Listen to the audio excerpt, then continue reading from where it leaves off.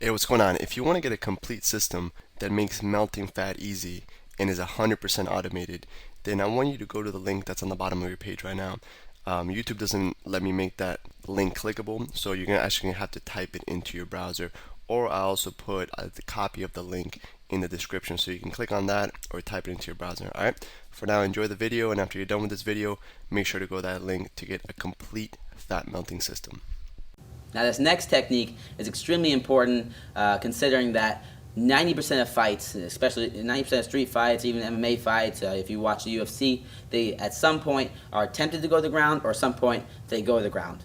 And right now you've learned some striking, you learned your jab, your cross, your uppercuts, you learned where to hit somebody, you're becoming a professional striker, and that's great, you know. But if you can't defend a takedown, somebody takes you down, now you're in trouble. Now you're in their world. So we want to learn how to stop takedowns so we can keep it on standing, sort of like a Chuck Liddell. If you've ever seen Chuck Liddell, UFC Hall of Famer, he was a really good wrestler. He knew jiu-jitsu, but his top thing was striking. He was an amazing striker who good at knocking people out.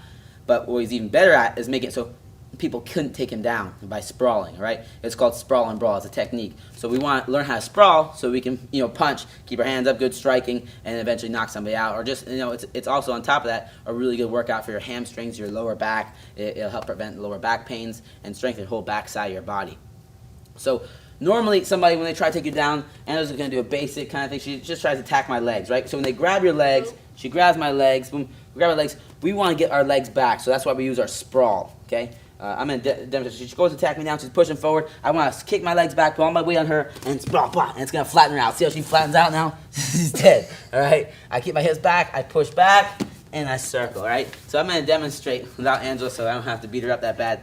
But the sprawl is somebody is attacking my legs. They're attacking me, so I want to get my hips back, and they're under me, so I want to drop down like an avalanche on top of them, flatten them out, and I can push away, get up, or if I want to go to my jiu-jitsu game or wrestling game, I can get on top of them. Yeah, we're going to learn that later.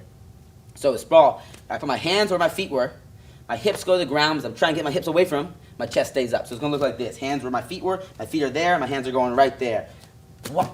My hips are laying flat to the ground, my chest is up, I'm looking up, and my feet are laces down. That meaning I don't want to drive my feet into the ground, like so, and keep my hips down, because if they push into me, my feet are going to act like planting, and it's going to allow them to get back under me. I want to have my laces down, so if they push, I slide. Okay, so we sprawl with laces down, all right, hips to the ground, hands where your feet were. So my feet are here. When I sprawl, Angela comes to attack my legs. Let's say she came to attack my legs. I'm going to get my hands back. I'm going to go, she's underneath me. I'm going to sprawl on top of her like an avalanche. 1, 2, 3. And my hips are on the ground. Heads up, chest up. And from here, this is our sprawl. We flatten the person out, and now you can work our game from there. Hey, what's going on? If you're enjoying the video so far, do me a huge favor and click on the like button below. You'll get your good deed for the day out of the way. It helps me out a lot. Also, go ahead and subscribe and leave a comment. Something as simple as good video or I enjoyed the video. It really helps me out with YouTube. Alright, here's the rest of the video. So let's do it one more time. Angela, I want to do it again here. So she's gonna attack me, right? Boom, she goes, oh, I sprawl back, boom, put my finger, and I sprawl her out, all right? And I push back, circle, and I'm off. Now, the biggest thing I see 90% of people mess up this mistake right here. And I've seen top college wrestlers do this. I've trained with the guys that train out, I don't want to name any schools, but really high-level colleges and high-level wrestlers, they'll mess up on this, and basic people mess up on this as well. And you're not going to mess up on it because you're going to know it now. So we'll sprawl perfectly. Now, when you sprawl, somebody's attack you. They try to take you down, right? A sprawl. Laces down, head up, all right? Now, a big thing people do is when they sprawl, they just come right back up here in that back air stance. That person's right there, and you just came back right in front of them, and now they're going to attack you again, and they have a better possibility of taking you down. So when we sprawl, we want to always do is they're underneath us, boom, they're trying to get to our legs, we want to act like life or death. So I want to push back, and I want to circle. So that's one of the biggest details. When you're drilling it, like a lot of times you'll see people drill, they're here, sprawl, back up in their stance. There's drilling it. But that's not proper practice. It's not going to lead to perfection. Perfect practice leads to perfection. So we want to sprawl, push back, and circle. So now we sprawled, got the person underneath us, we're going to push away from them, circle around, cut that angle so they can't just jump right back at us. So another example, Angela's going to take one more for the team.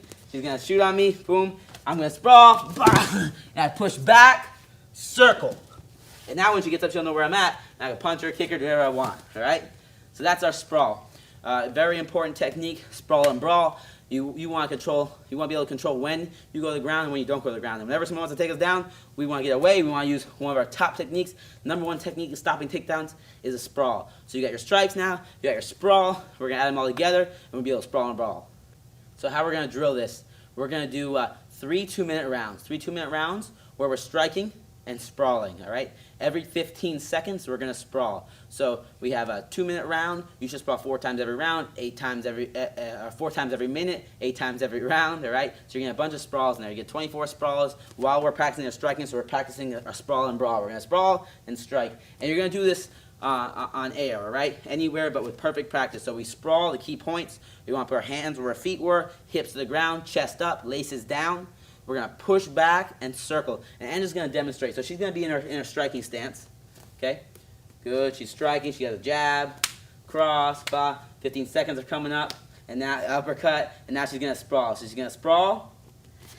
Good. Hands where her feet are, chest up, push back, and circle around. Okay? You want to push back. She's going to do again. She's going to demonstrate right here. Good. Face the camera. She's going to sprawl. Right here. Now she's going to push back on her knees, go on her knees, push back on her knees. Good. Now she's going to circle around. Good. And circle, circle, circle. So you're going to do that every 15 seconds. We're putting everything together now. We have our strikes now. We're mixing up our jab, our cross, our uppercuts, our hooks. We're putting our combinations together. And now we're going to add our sprawls in there. Every 15 seconds, we're going to practice on sprawling. I sprawl, push back, circle, jab, jab, cross. And again, it's at your own pace. As you get more fluid with it, you build that myelin, you're going to go faster and faster and be able to go harder and harder. All right? There's a perfect drill for this exercise, sprawling and brawling, practicing on your sprawl.